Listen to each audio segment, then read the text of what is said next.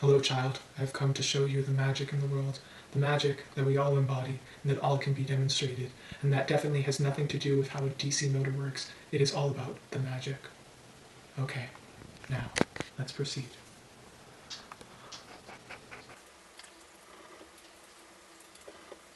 Hi, I'm Vivian. And I'm Jenna.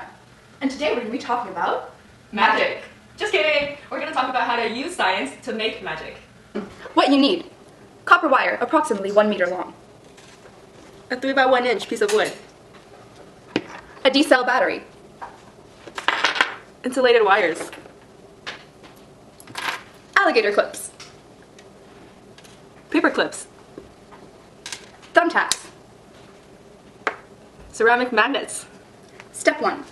Coil the copper wire around your D-cell battery until there is approximately 1.5 inches left on each side. Cut the wire if necessary.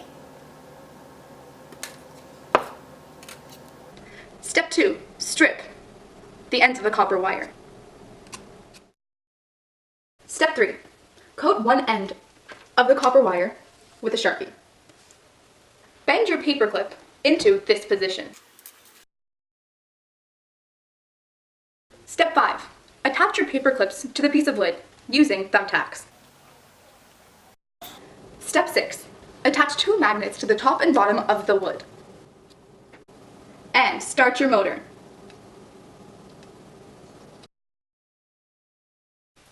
What's the science behind this, Viv? Well, I learned it a long time ago from a tutor of mine. Come in! Oh my god, I don't understand the long gap of this week. Well then, we better get right to work. So, Viv, what is your problem? Well, there are all these questions on DC motors, and I have no idea what those are. Well, let's go into the physics of it. Out with something basic. So here we have a circuit in which there's the flow of direct current. So essentially a battery serves as a power supply with a positive and negative terminal. When the circuit is complete, this allows for the flow of charge by conventional current from the positive to the negative terminal along the wire. Now, we use copper wire because copper is a very conductive material, which eases the flow of charge through the circuit. Now, for a DC motor in particular, we have here a current loop. Now, the purpose of the DC motor is to utilize this current loop formation to convert the electrical energy supplied by the power supply into mechanical energy, resulting in the turning of the circular loop quickly as a motor. This will be utilized is by utilizing the principles of magnetism. So first we must define a magnetic field. A magnetic field involves the disturbance in the space surrounding a magnetic material that communicates a magnetic force to charges, in this case, in an electric current. These are used in this setup of a simple DC motor because based on what side is up in the magnet, the magnetic field will either move vertically in the positive J direction, straight like this,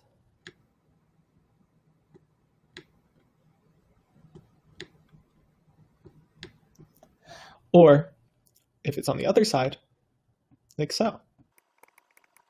Now, to understand why this allows the motor or the current loop to turn, we must look at more specific principles such as magnetic force and torque on a current loop. On a current carrying wire, we use these formulas.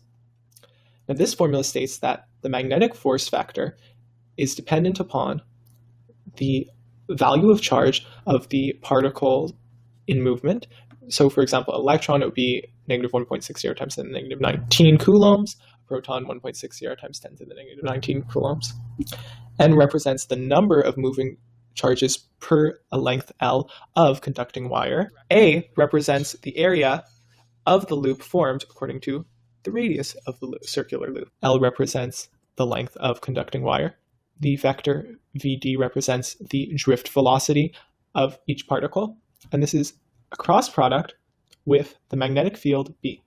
Now, based on concepts learned in previous units of electricity and magnetism, we know that NAQVD can be simplified to represent current. But since current shouldn't be used in vector form, we can move the vector to represent the length of wire. Because current moves along the length of wire, this should make a difference in how we analyze to learn more about the vectors at hand and why they allow a current loop to undergo a rotation. So based on what I explained about magnetic fields before, in this case, we're either going to have the magnet result in a magnetic field in the positive j-hat direction or the negative j-hat direction. Following conventional current and how I did my first drawing, we're going to assume that the current would move in a counterclockwise direction along the current loop. To understand what is happening with these formulas, we have to use what is called the right-hand rule. It is important first to understand cross products as the multiplication of two vectors that are perpendicular to each other. That means that any current in the vertical directions, thus parallel with the magnetic field, will cancel out, which is why, to exemplify what is going on with the current loop, I indicated the current as it travels in a horizontal direction. So essentially what you're going to do is you're going to take your right hand and you're going to point your fingers so that they follow the direction of the arrow representing the flow of current here. Then you're going to curl your fingers so that they follow the direction of the magnetic field indicated here. Your thumb should point in the direction of the magnetic force that acts on the charges at this point, which should be in the negative k-hat direction, like so. Do the same thing here. So we allow our right hand to point in the direction of current and curl our fingers towards the magnetic field.